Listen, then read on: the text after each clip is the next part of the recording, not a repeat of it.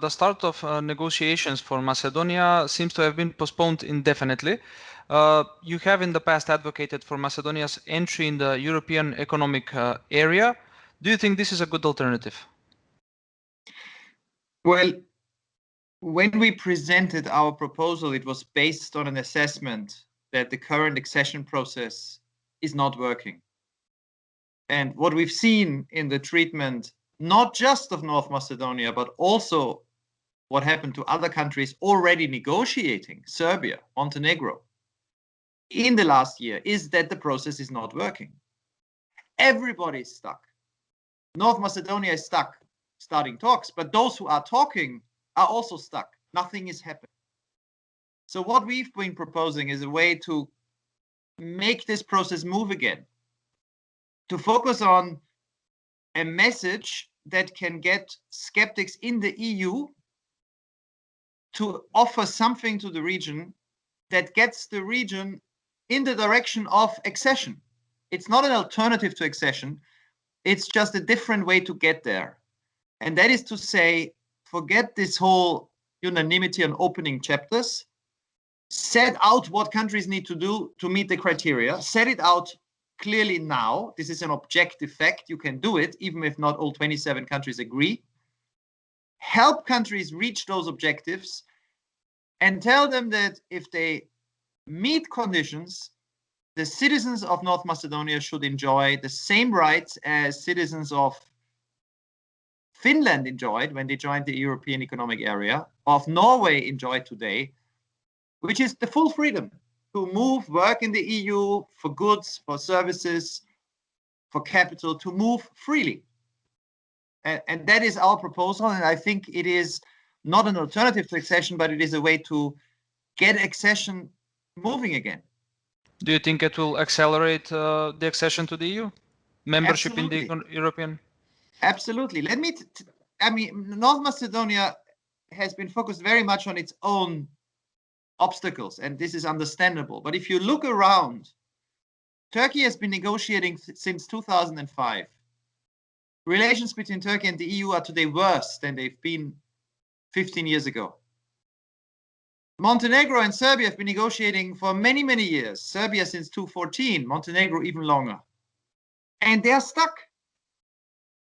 What we need is a process where a reform government, and I think you have a reform majority in North Macedonia, in the parliament, in the government, can get started to improve the environmental legislation and practice, to improve the common market rules, to become part of the single market now.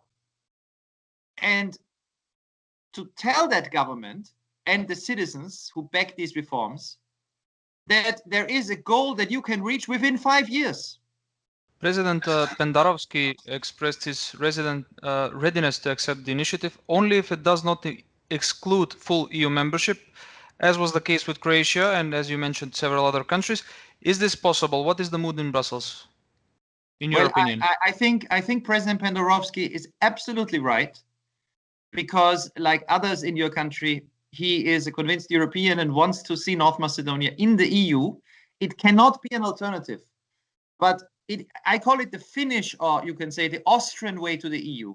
Finland, Austria, and Sweden negotiated to join the European Economic Area, which is in fact 80% of what you need to do to join the EU. When they had finished these negotiations, they were in the European Economic Area, and then almost all the work to join the EU was done. Most importantly, by that time, the political mood in Europe had shifted. The French, who used to be skeptical, said, okay, we can accept the Finns and the Austrians. And 1 year later, they were in the EU. Because once you are in the European Economic Area, if you've done all these reforms, if you've convinced the Europeans, the prejudice about Western Balkan countries disappears, because they will see that 80% of the work is done. And then you have much stronger arguments to join. It's not an alternative. It must never be an alternative. It is, in fact, a concrete interim step that is attractive to citizens and allows reform governments not to be slowed down. Very little is known in Macedonia about the European Economic Area. What criteria should a country meet before to become a member? Should we apply in some way or receive an invitation? How is the process? Well, what we think is that the EU needs to now make clear that if everything that a country needs to reform to be fully part of the four freedoms of people, capital, services, and goods, that there are no more visible borders between your country and the EU. Everything that needs to be reformed to get to that stage, the EU needs to set it out.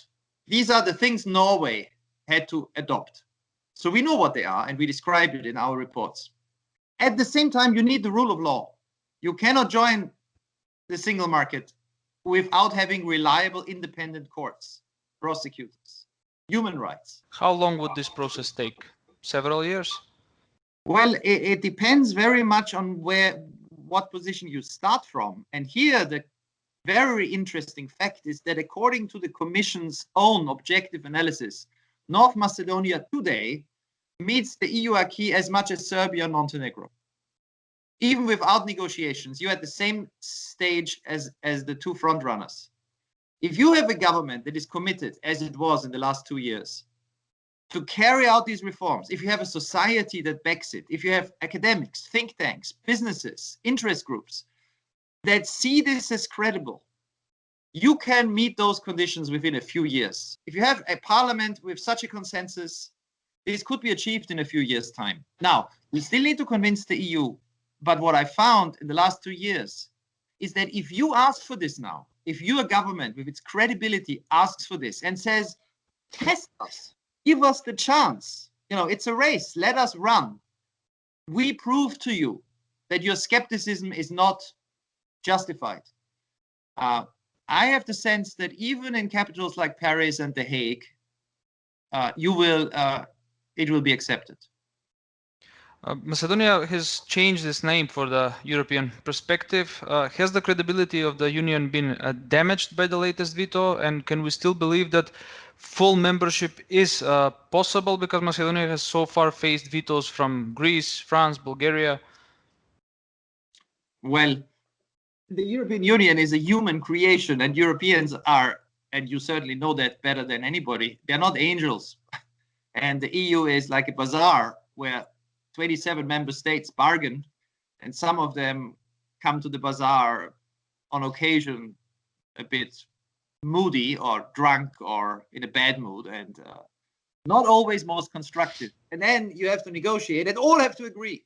It's not easy, but this thing is still better than being outside, which is why it's attractive to join. Can you trust the EU? Well, I would not ask it like this. I would say, can you trust yourself that the argument for you to be inside that club can be presented to the others as being in their interest? Do you have a strong case where you can say it's in your French, Dutch, German, Bulgarian interest that we are in? And I think you can make a case. And the record is that when a process starts and is credible and countries make reforms, in the end, they were always able to join. I mean, the Union did expand from an initial small group of 6 countries to 27. So I wouldn't ask whether you can trust the EU. Governments will change many times in all member states until even in the next 6 years. I would say, can you trust yourself? But the process needs to be fair. And it needs to be credible. And the goal towards which you work needs to be within reach. It cannot be a goal for 20 years or 15 years from now. That's not a motivation. You have lived in Bulgaria. How do you see the Bulgarian demands, and is it possible for them to change their minds? Can we expect a different attitude, a change of policy in Bulgaria after the elections in that country? Well, I would hope so. I think what we've seen in Bulgaria is very regrettable and absolutely not in Bulgaria's national interest. Bulgaria when I lived in Bulgaria, I was always praising Bulgarian politicians. This was in the early 90s, for their decision to recognize the state of Macedonia. But even then, when it came to the issue of identity, history, culture, there was a very, very broad consensus around the views which we have now seen, that somehow Macedonians are really Bulgarians. And a lot of people thought this who were not even aggressive. They just thought this is true, you know, in the way you just believe that, you know, a certain fact is true. That's what they were taught. That's what they were taught in school. That's what the books said that were sold in the bookshops. Now, in the end, it doesn't matter what Bulgarians think you are. What matters is that they have no right to tell you what you should think. And this, I'm sure, through dialogue, discussion, and a clear message that on this, Macedonians will not give up. I mean, they will not change who they are. I think there the message from your government was very clear. And the agreement you reached with Greece actually makes your position stronger, because there too, there were people in Greece who said you should change your identity, change the name of the language. And your government always said, no, we are Macedonians, we speak Macedonian. That's it. And I think if this message comes out strongly, if Bulgaria reflects and realizes it's in its interest to have a stable and friendly neighbor, and that in the end, it doesn't matter what they think about 19th or early 20th century history, they will not change what you think, because that's not European. But I doubt, I hope it will be happening soon. Perhaps it happens this year. But if it's happening in 3 years, you don't want to waste 3 years. So eventually it will happen. Eventually, Bulgaria will realize that you can't impose something on other people, what they should think they are. Mr. Knaus, thank you for this interview. I thank you.